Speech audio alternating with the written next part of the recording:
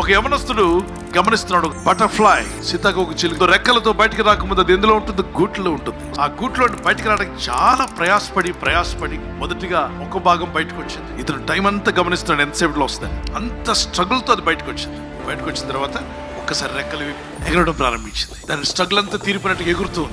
మరొక దాన్ని చూశాడు, అది కూడా గూట్లో రాబోతుంది. అది కూడా అంత స్ట్రగుల్ అవడం ఎందుకు, అంత బాధపడడం ఎందుకని త్వరగా వెళ్ళి చిన్న బ్లేడ్ తీసుకొని దానికి తగలకుండా పైన ఉన్నటువంటి పొరను నెమ్మదిగా చీల్చేస్తే అది బయటకు ఈజీగా వస్తుంది కదా అని ఆ పైన పొరను బ్లేడ్తో కట్ చేసి నెమ్మదిగా అది బయటకు వచ్చేలా చేశాడు. ఈజీగా వచ్చేసింది, కంఫర్ట్గా బయటకు వచ్చింది.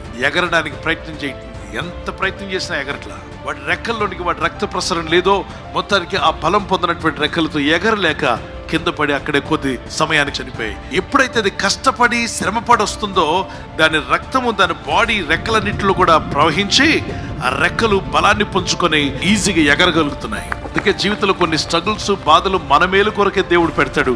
బాధలైనా, కష్టమైనా, శ్రమ అయినా, ఇబ్బందులైనా జయించడానికి ప్రయత్నం చేయి. అదొక నేచర్లో ఇవన్నీ సహజంగా ఎదురవుతుంటాయి. నీ జ్ఞానం కొరకే దేవుడు పంపిస్తున్నాడు. ఆ స్ట్రగుల్ ద్వారా బయటకు వచ్చినటువంటి ఆ పురుగు ఎగరగలిగింది. కొన్నిసార్లు కష్టాలు మన మేలు కోసమే, ఇబ్బందులు మన మేలు కోసమే, అది కావాలని మనం తెచ్చుకునే కాకుండా అనుకోకుండా వచ్చి పడ్డాయా? దేవుని ప్రేమించే వారికి సమస్తము సమకూడి మేలు కోసమే జరుగుతున్నాయి. సమస్యల ద్వారా, శోధనల ద్వారా, ఇబ్బందుల ద్వారా వెళ్తున్నావు, నువ్వు ఎగిరే రోజు రాబోతుంది. నువ్వు దేవుని కొరకు ప్రకాశించే రోజు రాబోతుంది.